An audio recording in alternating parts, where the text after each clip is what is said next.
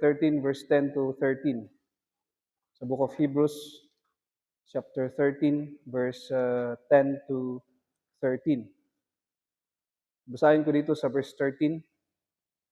Verse 10, sabi niya dito, "We have an altar from which those who serve the tent have no right to eat."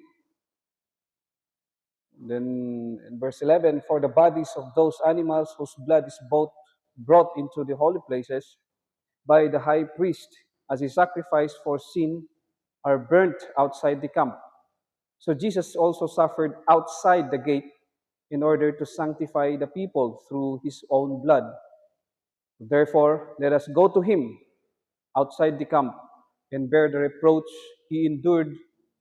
For here we have no lasting city, but we seek the city that is to come." Ang pamagat ng ating pag-aaralan ngayong gabi is from the altar, the brazen altar, to Christ.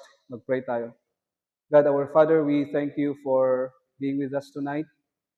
Kayo po yung pinunta namin dito that we may worship and we may learn from you, from your word. I pray that would you please accept our worship tonight, that itong mga gagawin namin ay hindi maging walang kabuluhan. We thank you for providing us your word na pag-aaralan namin. Ito ang aking panalangin sa pangalan ni Jesus. Amen. Okay, so dito iti pagadalan ito nga agsapa ay nga rabi ket this is my proposition. Because Christ has fulfilled and forever abolished the need of the Old Testament altar through his once and for all sacrifice, God now commands sinners to come directly to Christ by faith alone. So yun ang kabuuan ng pag-aaralan natin ngayong gabi. So adugamin iti churches tata nga practice da jay altar call na maon ko na. Come to the altar.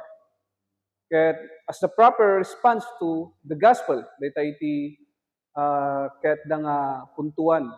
Kunada nga no kayat yung response iti preaching, come to the altar. So they are pointing people to the altar.